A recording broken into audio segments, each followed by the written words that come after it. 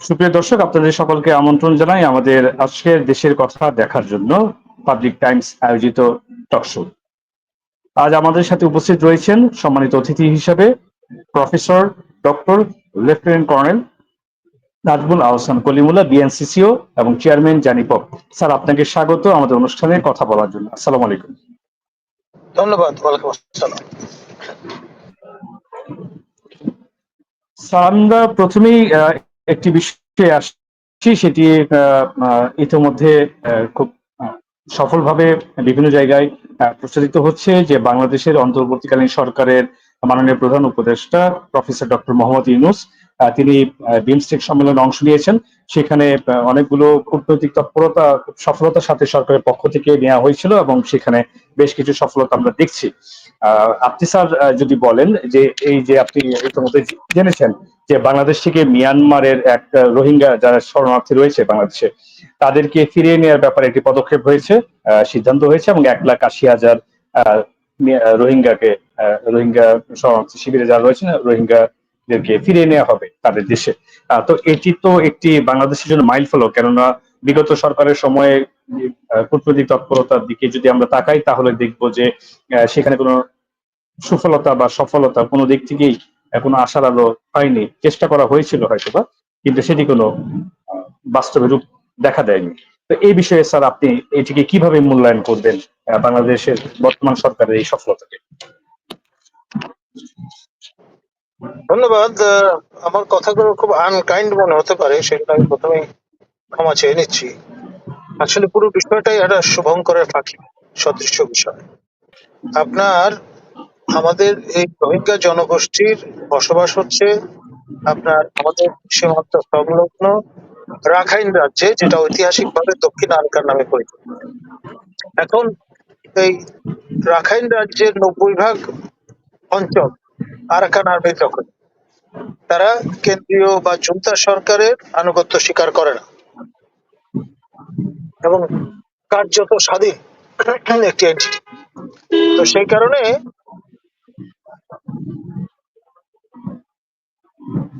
কারণে আপনার অনেকটা গাছে কাঁঠাল গোফে তেলের মতো বিষয়টা হয়ে গেল। অর্থাৎ আপনার উপপ্রধানমন্ত্রী জুন্তা সরকারের তিনি জানিয়েছেন যে এই পরিমাণ রোহিঙ্গা আমরা নিতে রাজি আছি, কিন্তু নেবেনটা কোথায়? উনি তো নেপেডোতে নিয়ে যাবেন না, ইয়াঙ্গুনেও নেবেন না। আর এখানে আরেকটা কেস স্টাডি আমি বলে নিই, যে কারণে মনে হবে যে পুরো বিষয়টাই আসলে অসার এবং একটা পাবলিক রিলেশন এক্সারসাইজ বা অন্য কিছু নয়। বিগত সরকারের শেষ সময়ে আপনার নির্বাচন আপনার 7 জানুয়ারি 24-এ যেটি অনুষ্ঠিত হলো, তার এখানে সাবেক সেনাপ্রধান জেনারেল আজিজকে পাঠানো হয়েছিল নেপিডোতে এবং তিনি সেখানে গিয়ে সেখানকার 3 বাহিনী প্রধানের সঙ্গে বৈঠক করেছেন এবং যে আন্ডারস্ট্যান্ডিংটা হয়েছিল যে তারা দেড়শো পরিবারকে নেবে অ্যাজ এ গুডউইল জেস্টার। এই উপলক্ষে আপনার দুই দেশের সংলগ্ন 2 জেলার জেলা প্রশাসক সেখানে হাজির হয়েছিলেন এবং এই যে হাজির হলেন সেই সময় আপনার 150 পরিবার রেডি টু গো। এমন সময় ইউএনএইচসিআর তারা পত্র দিয়ে জানান দিল যে যতক্ষণ পর্যন্ত রোহিঙ্গাদের জাতীয়তা নিশ্চিত না হবে, অর্থাৎ বার্মা সরকার বা মিয়ানমার সরকার স্বীকার করে না নেবে যে তারা মিয়ানমারের বৈধ নাগরিক, ততক্ষণ পর্যন্ত এদেরকে আপনার সেখানে পাঠানো যাবে না। এক, দ্বিতীয়ত এদের জানমালের যদি ক্ষতি হয় তার দায়িত্ব কিন্তু বাংলাদেশ সরকারকে নিতে হবে। এটি জানার পরে বাংলাদেশ তৎকালীন সরকার ব্যাকডাউন করে এবং সম্মান প্রদর্শন করে ইউএনএইচসিআর এবং তাদের অভিজ্ঞতা, এবং এখানটাও ভার্চুয়ালি সেরকম একটা পরিস্থিতিকে আমরা করব, এটা মোটামুটি নিশ্চিত। ধন্যবাদ। ধন্যবাদ স্যার। স্যার, বিমস্টেক সম্মেলনে সভাপতির দায়িত্ব পেয়েছে বাংলাদেশ। বর্তমান অন্তর্বর্তীকালীন সরকারের জন্য এটি কি একটি সফল অধ্যায় বলে আপনার কাছে বিবেচিত হয়? বা এটিকে আপনি কিভাবে মূল্যায়ন করবেন? কেননা অন্তর্বর্তীকালীন একটি সরকার এবং একই সাথে বিমস্টেকের জন্য সভাপতি নির্বাচিত হওয়া এবারের সম্মেলনের মধ্য দিয়ে বিষয়টিকে আপনি কিভাবে দেখছেন? দেখুন, এটিও কিন্তু একদমই রুটিন ম্যাটার।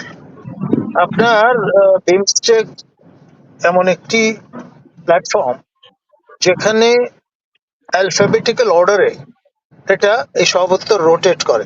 এখন বাংলাদেশের টার্ন, সভাপতি হয়েছে রাষ্ট্র বাংলাদেশ, নট ব্যক্তি প্রফেসর ইউনুস। এখানে তার ন্যূনতম কোনো কারিশমা নেই। যদি থাকে বলা হয় তাহলে বলতে হবে তার প্রতি আনকাইন্ড একটি আপনার বোঝা চাপিয়ে দেওয়া হবে।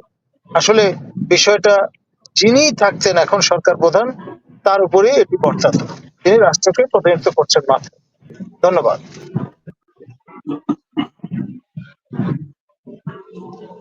স্যার, বাংলাদেশ ঢাকা দিল্লি বৈঠকের ব্যাপারে অনেক তৎপরতা চালানো হয়েছিল। সেই বৈঠক নির্ধারিত হওয়ার কথা ছিল, কিন্তু সেটি পরবর্তীতে ভারতের পররাষ্ট্র দপ্তরের পক্ষ থেকে জানানো হয়েছিল বৈঠকটি বাতিল করা হচ্ছে। হঠাৎ করেই একটি সাইট মিটিং বা সাইট বৈঠকের ব্যবস্থা করা হয়েছে এবং সেটির মাধ্যমে এই প্রথমবারের মতো প্রফেসর ডক্টর মোহাম্মদ ইউনূস এবং ভারতের প্রধানমন্ত্রী নরেন্দ্র মোদী দুজন সাক্ষাৎ করেছেন। এই বিষয়টিকে আপনি কিভাবে দেখছেন? এবং সেখানে আপনি এটিও জানেন স্যার, এখানে সীমান্ত ইস্যু নিয়ে কথা হয়েছে, আপনার তিস্তার পানি বন্টন, গঙ্গার পানি বন্টন চুক্তি, এগুলো নিয়ে কথা হয়েছে। একই সাথে দিয়ে যেটি গুরুত্ব পেয়েছে সেটি হচ্ছে বিগত সরকারের যিনি প্রধানমন্ত্রী ছিলেন আওয়ামী লীগের, শেখ হাসিনাকে ফিরিয়ে আনার ব্যাপারে কথাবার্তা হয়েছে।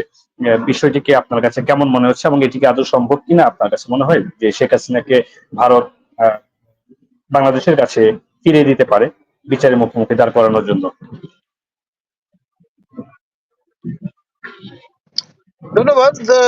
এই ক্ষেত্রে আমি বলবো ইটস এ গুড স্টার্ট। আপনার ভারত যেটি করেছে কায়দা করে, বাংলাদেশকে দিয়ে লিখিত ভাবে অনুরোধ করেছে, করার পরে তারা কমপ্লাই উইথ করেছে, অর্থাৎ সেই লিখিত অনুরোধে সাড়া দিয়েছে।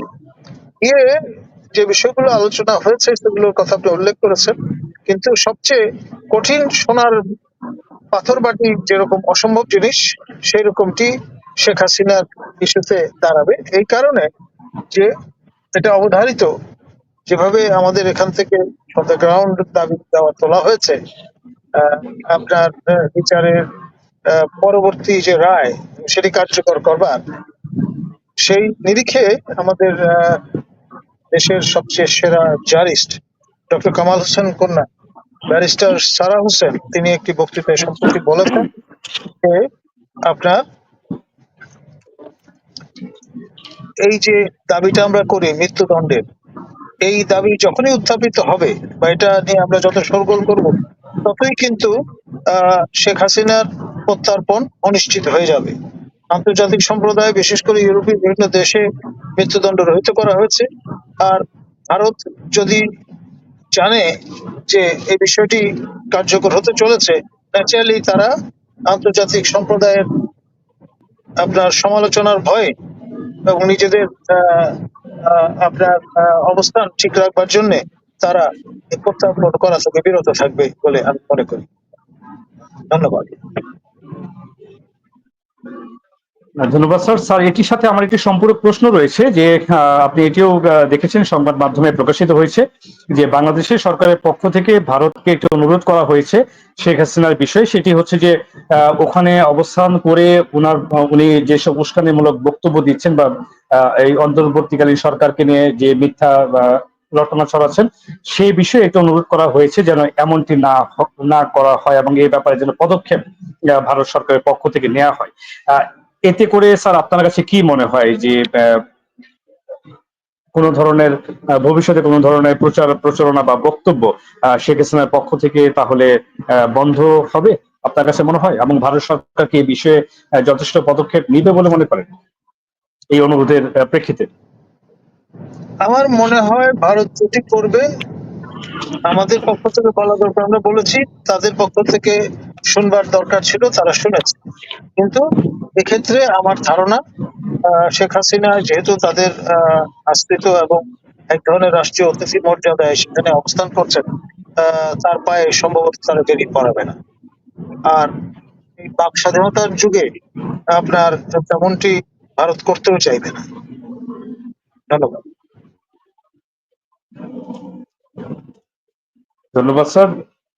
শ্রীলঙ্কার প্রধানমন্ত্রীর সাথে একটি বৈঠক হয়েছে আমাদের মাননীয় প্রধান উপদেষ্টার, এবং সেখানে বাংলাদেশ থেকে চুরি যাওয়া অর্থ ফেরত আনতে যেন শ্রীলঙ্কার পক্ষ থেকে সহায়তা অব্যাহত থাকে বা সমর্থন সরকারের পক্ষ থেকে আশা করা হয়েছে।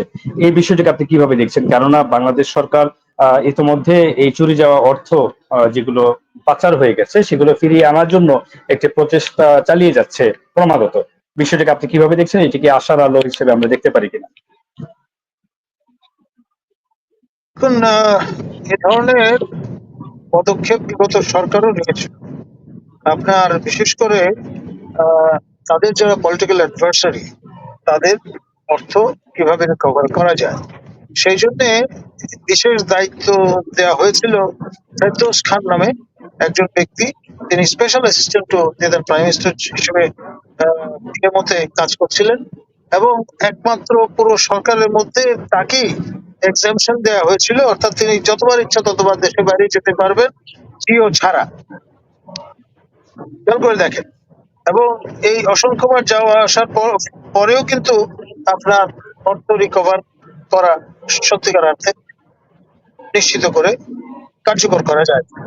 এখানে যতক্ষণ পর্যন্ত না ঘটছে, আপনি যেটা করবেন ডি জিরো সেন্সে হয়তো আপনার এমওইউ স্বাক্ষর করবেন কিংবা ট্রিটি স্বাক্ষর করবেন, কিন্তু এটি স্বাক্ষর করা এক জিনিস, আর সেটি কার্যকর করা আরেক জিনিস। It's a long way to go, it's a long run process. ধন্যবাদ। ধন্যবাদ স্যার। স্যার, জাতিসংঘের মানবাধিকার কমিশনের অনুসন্ধানমূলক প্রতিবেদন এটি সেখানে উঠানো হয়েছে, উত্থাপিত হয়েছে আমাদের সরকারের পক্ষ থেকে, বাংলাদেশের সরকারের পক্ষ থেকে, এবং সেখানে উল্লেখ করা হয়েছে যে বিগত আওয়ামী লীগ সরকারের আমলে 1400 জন নিহত যে গণঅভ্যুত্থান সংঘটিত হয়েছে সেখানে, এবং এর মাঝে 13% শিশু ছিল, এমন বিভিন্ন তথ্য সেখানে উত্থাপিত হয়েছে। এ প্রসঙ্গে শেখ হাসিনা বিচার, ভারতের পক্ষ থেকে সহযোগিতা এবং বাংলাদেশের কাছে কোনো ইতিবাচক কোনো সাড়া ভারতের পক্ষ থেকে আপনার কাছে কি মনে হয়? কেননা সেখানে তো আহ, বিভিন্ন দেশের রাষ্ট্রপ্রধানগণ উপস্থিত ছিলেন। সেই জায়গায় এটি আবারও তোলা হলো, এবং সেখানে শেখ হাসিনার বিচারের বিষয়টিও সামনে চলে এসেছে। বিষয়টিকে আপনি কিভাবে দেখছেন? এবং সেখানে স্যার একটি কথা উল্লেখ করা হয়েছে যে এই আন্দোলনকারীদেরকে হত্যা এবং তাদের নেতাদেরকে গ্রেপ্তার, গুম এগুলো করার জন্য শেখ হাসিনা নিজেই আহ, নির্দেশনা দিয়েছিলেন। এই বিষয়টি সেখানে তোলা হয়েছে। দেখুন, ভলকার রিপোর্টে অনেক বিষয় ফরফ্রন্টে চলে এসছে, সেগুলো এখন আনুষ্ঠানিক দলিলে রূপান্তরিত হয়েছে। সেটা রেফারেন্স দিয়ে যে কেউ যে কোনো কথা বলতে পারে, এটাই স্বাভাবিক। এবং এটি যেহেতু রাষ্ট্রসংঘের বা জাতিসংঘের পক্ষ থেকে কন্ডাক্ট করা হয়েছে, নিশ্চিত করা হয়েছে, সুতরাং এটা এখন সবার সহযোগিতা, সহভাগিতার বিষয়ে রূপান্তরিত হয়েছে। তো সেই জন্য আপনার প্রত্যাশা তো আমরা করতেই পারি। বিষয় যেটি সেটি হচ্ছে, এটা অনেকটা ওই যে সাধারণ পরিষদের প্রস্তাব গ্রহণ করার মতো বিষয়। নিরাপত্তা পরিষদের প্রস্তাবের মতো বাইন্ডিং নয়, এটা যেন আমরা ভুলে না। ধন্যবাদ। চায়না মিডিয়া গ্রুপ সিএমজে কে একটি সাক্ষাৎকার দিয়েছেন মাননীয় প্রধান উপদেষ্টা ডক্টর মোহাম্মদ ইউনুস। ইউ কুয়াং ইউএ আনন্দি ওনাকে সাক্ষাৎকারটি দিয়েছিলাম, এবং সেখানে বাংলাদেশে বড় রকমের সংস্কার দরকার।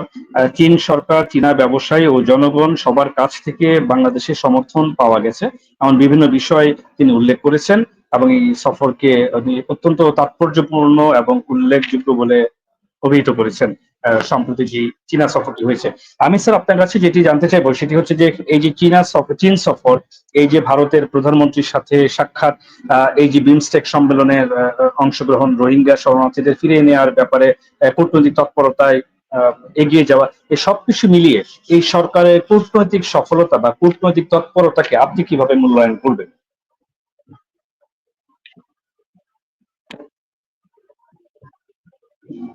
দেখুন, আমি বিষয়টাকে ওই বাংলা প্রবাদের সঙ্গে তুলনীয় মনে করবো, যে হচ্ছে নেই মামার চেয়ে কানা মামা।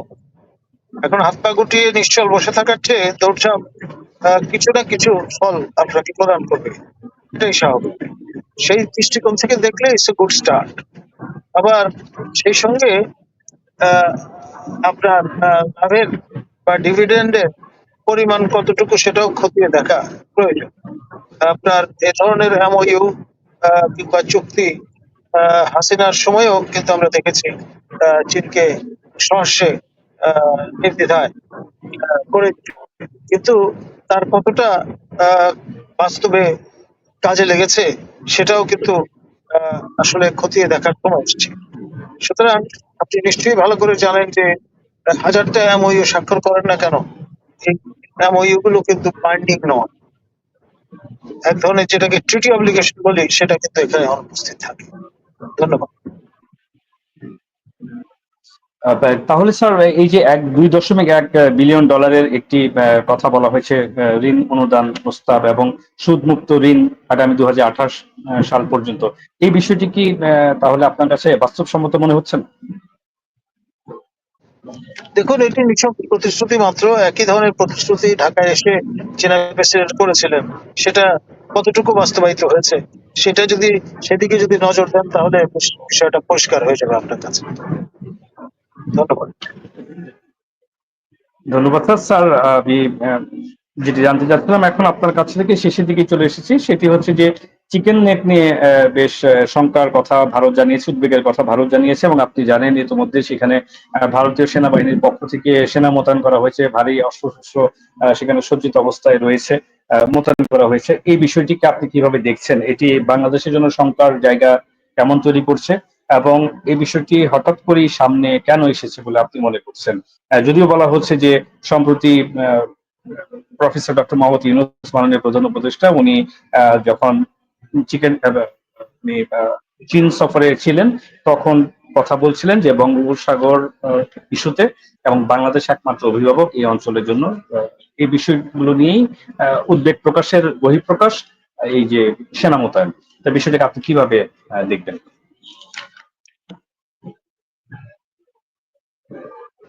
দেখুন, যতটুকু জানা গেছে সেটি হচ্ছে এরকম যে ভারত আমাদের চারদিকে প্রায় 4 কোর সৈন্য মোতায়েন করেছে। 4 কোরের মধ্যে 2টি কোর হচ্ছে মাউন্টেন ডিভিশন সজ্জিত, এবং আপনার এখানে 40 থেকে 50 হাজার করে একটা করে যদি সেনা থাকে, প্রায় 2 লক্ষ সেনা মোতায়েনের ঘটনা ঘটেছে। এর বাদে আসাম রাইফেল এবং এসএফ সহ আরো যারা রিজার্ভিস্ট টাইপের সেরকম আরো লাখখানেক সৈন্য মোতায়েন। এখন আমাদের নিউমারিক্যাল যে রেঞ্জ আছে সে তার চেয়ে বেশি সৈন্য তারা মোতায়েন করেছে। এর ফলে ব্যাপারটি যেটি দাঁড়াচ্ছে, তারা 3টি বিমান ঘাঁটিও প্রস্তুত রেখেছে, সুখোই এবং আপনার রাফায়েল যুদ্ধ বিমান সজ্জিত করে। এখন এটা হতে পারে একটা প্রেশার ট্যাকটিক, হতে পারে যে আমরা হালকাভাবে নিচ্ছি, বাঘ আসছে বলে আমরা হালকাভাবে নিয়ে শেষ পর্যন্ত বাঘ যখন চলে আসছে তখন আহ, আমাদের অবস্থাটা হয়ে যাবে কটন সারপ্রাইজ টাইপ।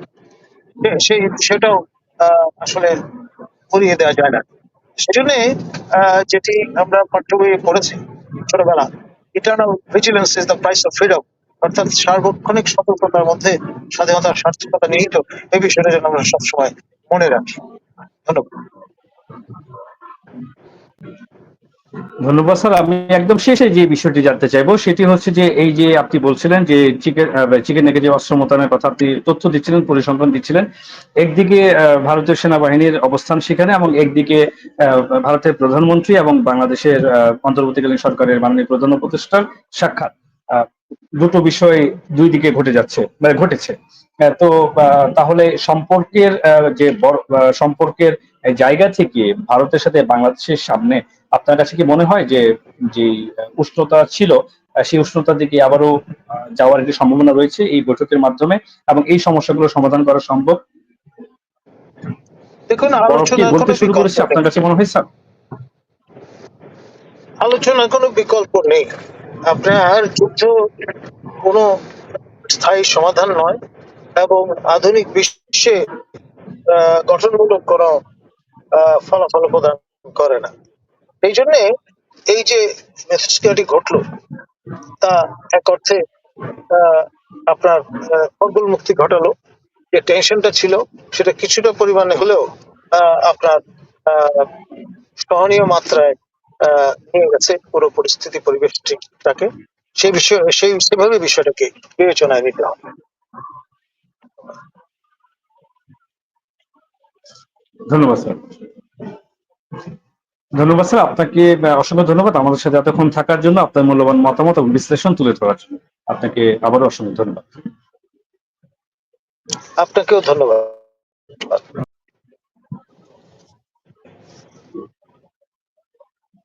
সুপ্রিয় দর্শক, আপনাদের সকলকে অসংখ্য ধন্যবাদ আমাদের সাথে এতক্ষণ থেকে দেশের কথা দেখার জন্য। আবার দেখা হবে নতুন অতিথি নতুন বিষয় নিয়ে। ততক্ষণ পর্যন্ত ভালো থাকুন, সতর্ক থাকুন। শুভরাত্রি।